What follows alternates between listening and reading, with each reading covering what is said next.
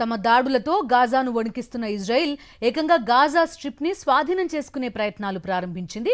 దీనికి security cabinet ఆమోదం తెలిపినట్టు Israel ప్రధాని నెతన్యాహు ప్రకటించారు. దాదాపు 22 నెలలుగా ఇజ్రాయెల్ హమాస్ మధ్య యుద్ధం కొనసాగుతోంది. ఈ నేపథ్యంలో నెతన్యాహు మంత్రివర్గం తీసుకున్న నిర్ణయం వివాదాస్పదంగా మారింది. గాజాను స్వాధీనం చేసుకోవడం తమ ప్రణాళిక కాదంటూనే ఐడిఎఫ్ సిద్ధమైందని ప్రకటించారు ప్రధాని నెతన్యాహు. హమాస్ వద్ద ఉన్న బందీలను వెనక్కి తీసుకువచ్చేందుకు ఈ నిర్ణయం తీసుకున్నామన్నారు. హమాస్ను నాశనం చేసి బందీలను వెనక్కి తీసుకువస్తామని చెప్పారు. గాజా ప్రాంతాన్ని తాత్కాలిక ప్రభుత్వానికి అప్పగించడమే తమ లక్ష్యమని తెలిపారు నెతన్యాహు. ఇదే సమయంలో యుద్ధ భూమికి వెలుపల ఉన్న ప్రజలకు మానవతా సాయం కూడా అందిస్తామని తెలిపారు.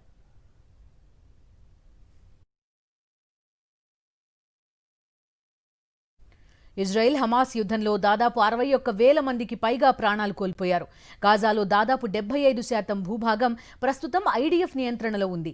తాజా ప్రణాళిక ప్రకారం మిగిలిన భూభాగాన్ని కూడా స్వాధీనం చేసుకోనుంది. బందీల ప్రాణాలు ప్రమాదంలో పడే అవకాశం ఉన్న నేపథ్యంలో ఈ నిర్ణయాన్ని ఐడిఎఫ్ వ్యతిరేకిస్తున్నట్టుగా తెలుస్తోంది. అయినప్పటికీ ఇజ్రాయెల్ సెక్యూరిటీ క్యాబినెట్ మాత్రం గాజా స్వాధీనానికి పచ్చజెండా ఊపింది.